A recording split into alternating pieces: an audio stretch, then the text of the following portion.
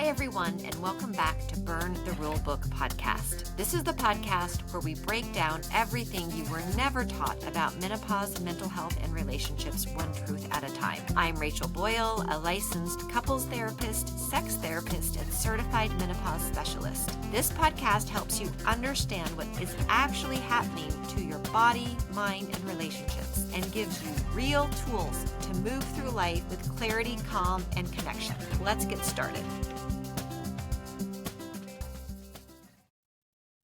Today, we're diving into why so many women feel overwhelmed during perimenopause and menopause. Yes, hormones can play a role, but there's more than just hormones going on. Today, we're going to talk about something that most of us experience but rarely name. It's the emotional and mental labor that women go through. Let's get to it. So many of my clients come to therapy in their late 30s, 40s or 50s and say something like, I used to be able to handle everything and I can't anymore. Or why do I feel like I'm suddenly falling apart at every little thing? And the truth is that they're not failing at life. They're carrying an invisible load that has built up over the years. So it's a combination of emotional, mental, and cognitive labor, plus all the shifting hormones that can happen in perimenopause. So this invisible load shows up when you're managing everything in the household. So if you imagine your household is being run like a business, most businesses have managers. And a manager is a person who tracks what needs to be done and who delegates people to do the thing. So in a lot of houses, that invisible load shows up with the female partner. What this might look like is you managing the family calendar, you keeping track of when the laundry detergent is going to run out, and then remembering to put it on the list to get it from the store. It's also managing school events, doctor's appointments, scheduling the doctor's appointment, taking the child out of school, arranging for transportation to get to the doctor's appointment, knowing what the kids' favorite foods are, what they like, what they don't like, and making sure that those get on the list, managing summer vacations and extracurricular activities. And so all of this takes time and energy and mental and emotional capacity, because every time you start to work on something and then a thought comes in, oh, I need to check to make sure that we've got everything from the grocery store, your mind has to shift and has to go and think about the thing and maybe look up the list or go into the refrigerator and check to see what's in there. That all takes time, energy, and emotions. And so whenever you're bearing the load of this, in relationship, it can start to wear you down. Now, a lot of times in relationship, this doesn't really start to show up until people have kids. And because there's just so much more work to do once people start to have kids. So there's a great book out there. It's called Fair Play. It was written by Eve Rodsky, and she provides a framework for the emotional and mental load that goes on in a household. Now, once again, I want to say this is typically in a heterosexual couple where the woman both bears most of the weight on this. Now, not every relationship has an unequal division of labor, but a lot of them does. So in the Fair Play book, Eve Rodsky breaks down the domestic and relational workload into a system that makes it visible and, even more importantly, shareable. So the reason it's important for this work to become visible is because historically, women's work inside the home has been looked over. It's not visible to people who aren't doing the work. So she describes every task as having a conception phase, a planning phase, and an execution. And women tend to carry all three: the conception of the task, the planning of the task, and overseeing the execution of the task. So let's say your child needs to bring cupcakes to school. Conception, you realize the class party is coming up, right? That's a mental note that you have to make. Then you've got to plan it. You've got to check the calendar, ask the teacher about allergies, decide whether to bake or buy, and then figure out where to get the muffins. And then finally, the execution. You go to the store, you buy the ingredients, you bake or pack the cupcakes, and then you have to get them to school on time. So all of that is what goes into having the cupcakes go to school on time. So that's mental and emotional labor. It's not just doing the task, like taking the cupcakes to school, which maybe that gets outsourced to the other partner in the relationship, but they've only done, when they take the cupcakes to school, they've only done the last bit of the full task. So owning the task means doing the entire task, and that means owning the mental and emotional load of it. And what Rodsky found was that women, even those with supportive partners, often carry the bulk of this load without recognition or support. And by the time you get to midlife, that's when things start to boil over, because not only are you overwhelmed by all this, but like I've talked about in previous episodes, in perimenopause, your emotions can start doing that wild roller coaster ride. Because remember, in perimenopause, which can start as early as your mid to late 30s, estrogen not only declines, it becomes erratic, meaning it can shoot up higher than normal and then drop down to lower than normal. And that affects your brain's ability to regulate stress. As estrogen declines, your brain's ability to regulate stress becomes more difficult.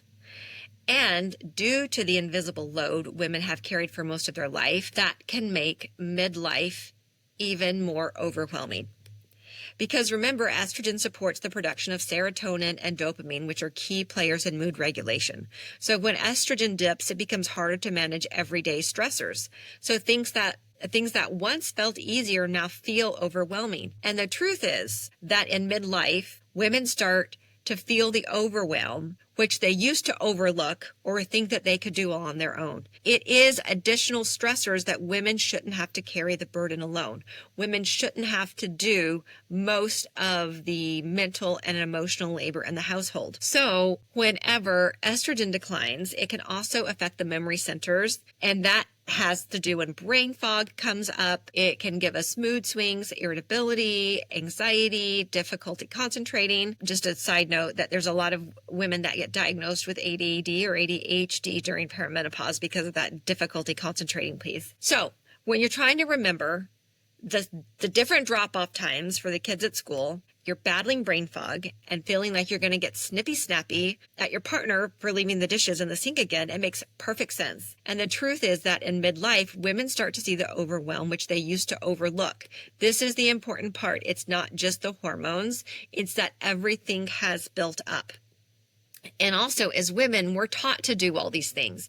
And we're generally taught that we can do everything on our own, but we're not. Those are additional stressors that women shouldn't have to carry the burden on alone. So here's an example of a woman, and she came in, thought she was going crazy. She had started forgetting little things at work. Where did she put her keys? She was having crying spells, and she didn't understand why she was crying, what was going on.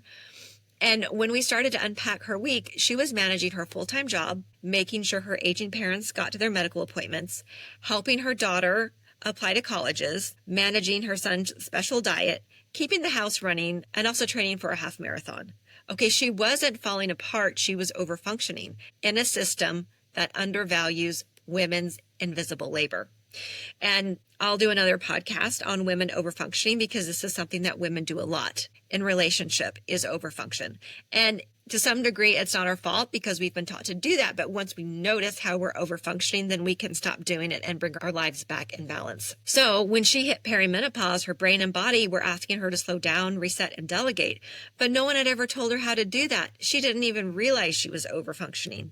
Instead, she just felt like she wasn't enough. And that's the reality for so many women. When they hit midlife, they think there's something wrong with them and that they're not enough. So one of the problems that comes up with women is whenever their partner doesn't see the invisible load. And that makes all of this harder, because when you have a partner that doesn't fully see the invisible labor you're carrying, or worse, minimizes it, that can make things really difficult. And in the book Fair Play, Eve Rodsky writes that one of the biggest barriers to sharing the load isn't the capability of the partner in sharing the load, it's the resistance that the partner gives in sharing the load.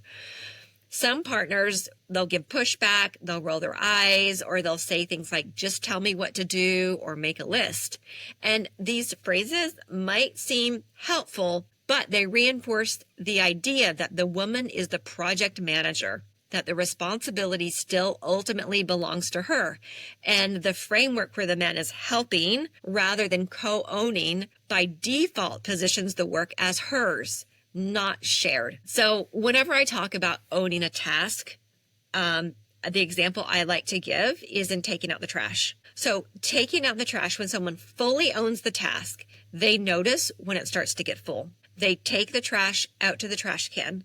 They come back in and they put in a new trash bag. They also make sure that the trash can gets to the curb. And when the trash man picks it up, they bring it back in. That's fully owning the task. Fully owning the task means that your partner doesn't even have to think about it. So whenever there is a difference in how much a woman is fully owning on a task versus the man, then it becomes overwhelming. And when partners give unintentional pushback or they give resistance, then that can start to make you question your sense of reality. You may be thinking, maybe I'm overreacting, maybe it isn't that big of a deal, but the truth is that it is a big deal, because carrying the weight of keeping everyone calm, managing the schedules, and holding the family together, all while your hormones are changing, is incredibly draining. And by the way, ladies, it's incredibly draining even when your hormones aren't changing. So when the people around you, specifically your spouse or your partner, when they don't recognize what you're going through, it can make you feel even more alone and unseen. So here's what you can do about it. Okay, I want you ladies to start taking your power back. So first of all, I want you to name it. You can use the Fair Play framework. You can order it on Amazon to identify all the mental and emotional labor you're carrying. You want to make the invisible work visible. I want you to rebalance your life. I want you to talk to your partner about taking full responsibilities behind the tasks they have chosen to take on. That includes thinking about it, planning about it, doing it. Also, if a problem comes up, then they need to fix the problem. Don't just ask them to help out or wait for you to make a list. Instead, talk about fully sharing the mental and emotional responsibility so it's not always on your shoulders. Next, I want you to schedule some rest. Your brain is doing a lot. Every time it's got a task to do, it's circling right in the back of your brain. You wake up about it and you think about it in the middle of the night. Your brain is overworked, having to do all the task shifting. So I want you to schedule some time for you to rest during the day, even if it's to do just a 5-minute meditation for yourself. Next, I want you to find a menopause trained provider to talk about menopause therapy and lifestyle support so that you can get some medical help for what you're going through.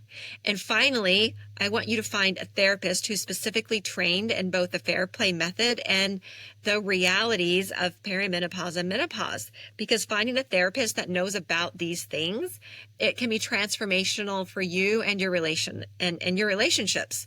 So these professionals will understand how the decline in estrogen can affect your memory and your mood and your ability to manage stress, and how that intersects with the uncategorized mental and emotional labor that you're carrying.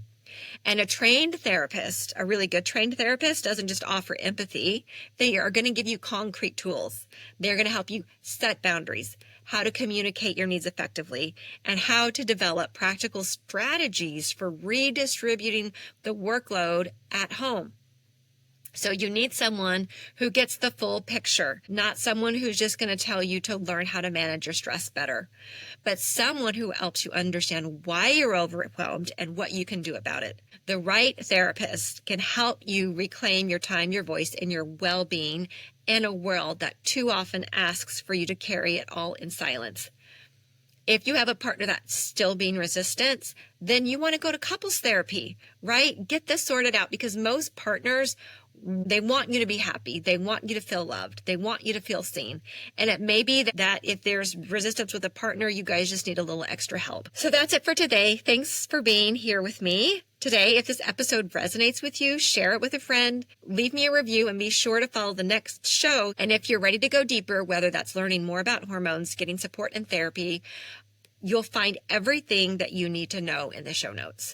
Thanks for spending time with me today. I hope you found something helpful, validating, or just a little more human in our conversation. Remember, while I'm a licensed therapist, I'm not your therapist, and I'm not a medical doctor. This podcast is for informational and educational purposes only and does not constitute medical or mental health advice. For personalized care, please consult with a licensed healthcare provider or mental health professional trained in the area you're seeking support. You deserve expert guidance that's tailored just for you.